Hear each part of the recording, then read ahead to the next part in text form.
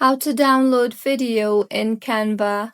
Hello everyone, I am Vishaka and welcome to our channel. Now let's get right into the tutorial.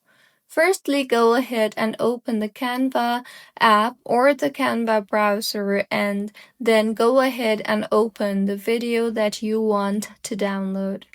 Now tap on the share option you see there on the top right of your screen, and then in the menu that appears, make sure under the file type tab MP4 video is selected.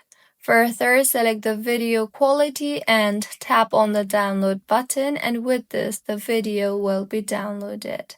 So this is how you can download video in Canva. If you find this tutorial helpful, please like the video and do comment if you have any queries. Also, do subscribe to our channel for more helpful tutorials like this. See you on the next one.